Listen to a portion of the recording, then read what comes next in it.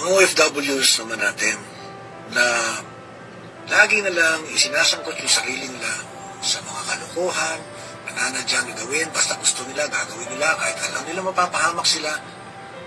Utang na loob naman, alam nyo, hindi na ho namin malaman kung paano pa kayong i-remind, paano pa kayong asikasuhin, paano pa namin kayong pagsisilbihan. Ba? Merong magpapanggap ng mga prostitute, nandiyan sa Sharjah, magugubang iti-tiktok niyo pa. Ba? Tapos, ito na naman, siyempre, ano pang gagawin natin? Di ba, sasakluluhan kayo?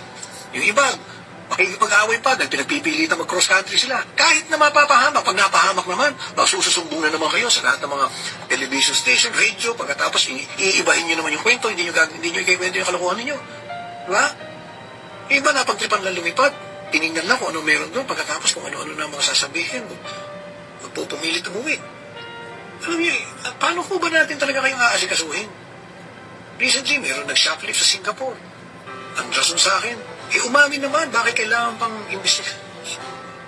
Ano ba tayo? Hindi ba tayo nahihiya sa mga pinagagawa natin? Tandaan nyo, pag kayo lumipad ng bansa, nagtrabaho kayo dyan, para kayo ambassador ng ating bansa, Pilipinas. Yan ang nire-represent nyo.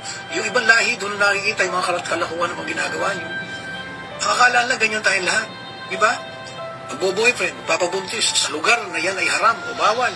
Pagkatapos, kapag ka napahamak, kung ano nung sasabihin, kayo yung lagi mas matapang eh.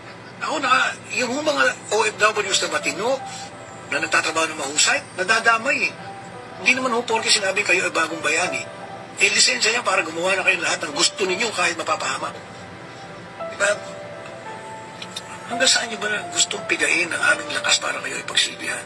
Na umaabot na sa pang-aabuso ninyo ng inyong kalayaan para gawin ang lahat? Pagka napahamak, ito, sisisihin ng gobyerno.